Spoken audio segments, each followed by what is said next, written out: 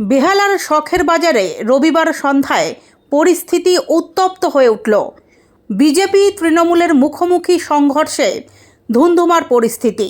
বিজেপির অভিযোগ, তৃণমূল তাদের সভা করতে বাধা দেয় জোরে মাইক চালিয়ে।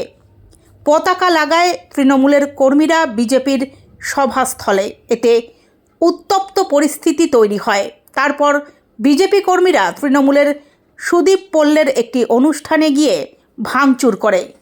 এর পাল্টা তৃণমূল এসে বিজেপির সভামঞ্চতে আগুন ধরিয়ে দেয়, জ্বালিয়ে দেয় সভামঞ্চটি, ভাঙচুর করে একাধিক চেয়ার। এই ঘটনাকে কেন্দ্র করে বেহালার শখের বাজার এলাকায় ব্যাপক উত্তেজনার সৃষ্টি হয়।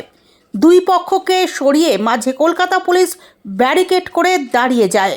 কারা বিজেপির সভামঞ্চে আগুন ধরিয়েছে তাদের চিহ্নিত করতে কলকাতা পুলিশ ওই এলাকায় থাকা ক্লোজ সার্কিট ক্যামেরার ফুটেজ খতিয়ে দেখছে। তবে এই সংঘর্ষের পরেই ওই এলাকা ছেড়ে বিজেপি কর্মীরা পালিয়ে যায়। এই ঘটনার প্রতিবাদে স্থানীয় তৃণমূল কাউন্সিলরের নেতৃত্বে তৃণমূল কর্মীরা রাস্তা অবরোধ করে বিক্ষোভ দেখায়।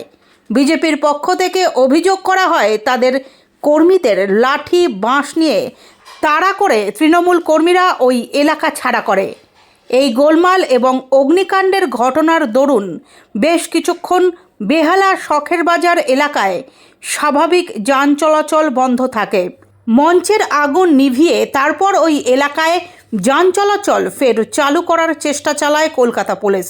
এই ঘটনার পরই ঘটনাস্থলে পৌঁছন স্থানীয় বিধায়িকা রত্না চট্টোপাধ্যায়। তিনি দাবি করেন, বিজেপি পরিকল্পিতভাবে এই গোলমাল পাকিয়েছে।